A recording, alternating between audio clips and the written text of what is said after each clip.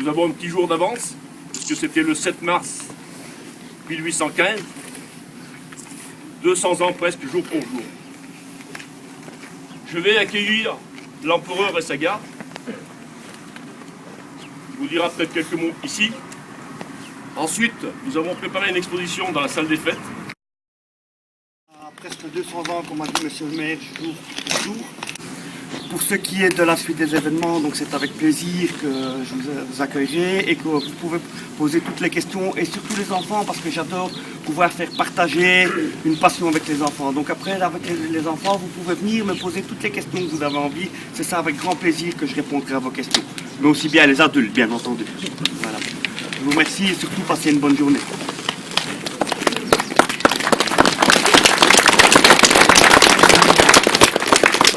Sire, la commune de Pierre-Châtel est heureuse de vous accueillir. Je sais que la route est longue, est épuisante, et nous vous souhaitons bonne chance dans votre marche sur Paris. J'espère que cela se passera sans encombre. Nous verrons ce que l'histoire nous raconte. Merci beaucoup.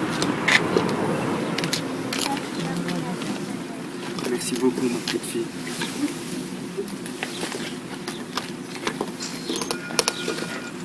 Est-ce que vous apprenez l'histoire de Napoléon à l'école?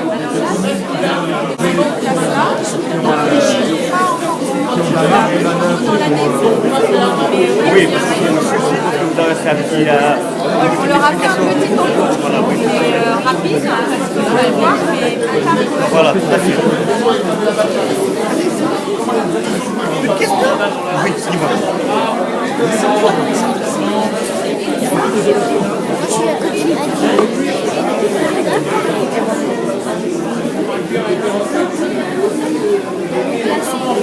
Ah, tu parles de la bataille de la Bérésina en fait. Donc au retour de la Russie.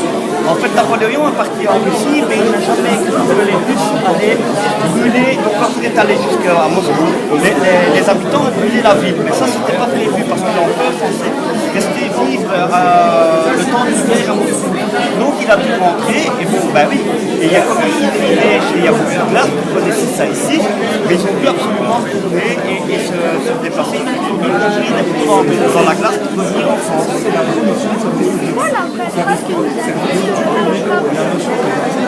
Donc en fait c'était le 5e de ligne qui était en face de moi, et donc normalement quand j'ai ouvert le cœur et j'ai dit si parmi vous il y a quelqu'un qui veut tuer votre empereur, tirez sur moi, parce qu'en fait théoriquement le roi Louis XVIII avait donné l'ordre aux soldats de tirer sur l'empereur, et donc l'empereur a joué il a fait un risque, hein. Il y aurait peut-être un qui aurait pu tirer. Et donc il leur a ouvert le cœur et leur a dit que si vous voulez tuer votre empereur, me passez. Et à ce moment-là, ils ont tous jeté leurs fusils et ils ont tous crié vive l'empereur. Et c'est à partir de ce moment-là que l'empereur a compris qu'il était revenu chez lui, parce qu'il est remonté jusque Paris sans qu'il y ait un seul coup de feu tiré. Donc c'est pour ça qu'ici, par rapport à d'autres événements, vous n'aurez jamais un coup de feu qui va être tiré pendant cet événement. Sinon, théoriquement, on tire avec les feux. L'année dernière, il y avait un canon, mais il sera certainement là aussi, je pense.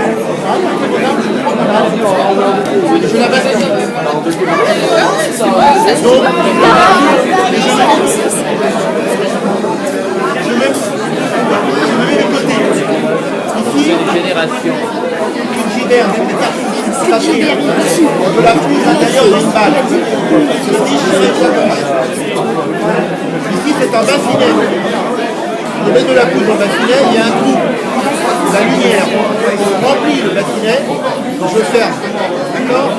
Après, je vais passer l'arme à gauche et je vais mettre la poudre qui reste la balle dans le canon.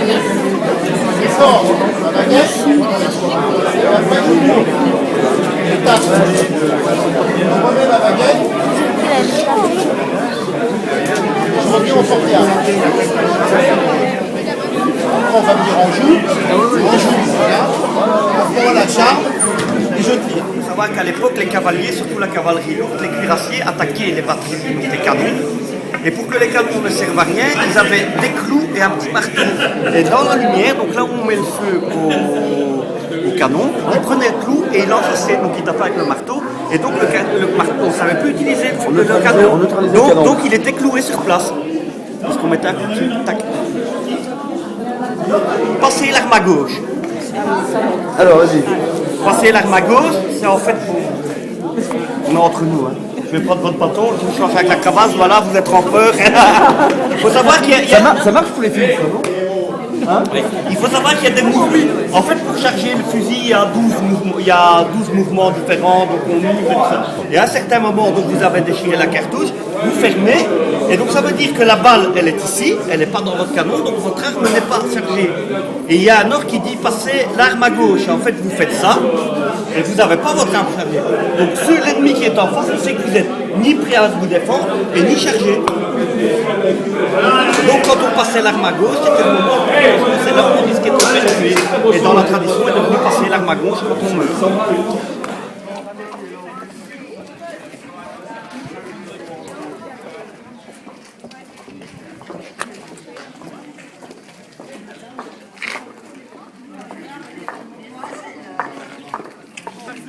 Ah ben ça, oui. Bon, sire, on mange tout, on regarde les femmes et puis on y va. On regarde les femmes et ça, le mec il fait la gueule, mais les femmes elles se font piquer, on regarde. Elles ont le sourire. On se met à route alors. Ah bon, c'est trop dedans mon nous, parce que au début c'est dedans. C'est pas dedans. Ça venait des gants, non seulement. Ah ben moi je suis passé. C'est la mode Napoléon. Je dis toujours surtout à l'amitié. Ça plaisir de se voir. Il est discret. C'est un réel plaisir.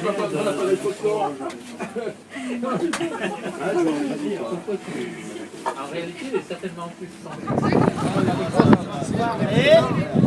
Allez, à la soupe.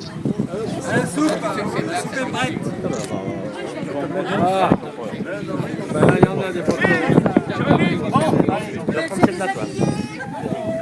Viens avec nous une fois. Monsieur le demandeur, s'il vous plaît. Voilà. Vive l'empereur! Vive l'empereur! Vive l'empereur! Vive le général Bertrand!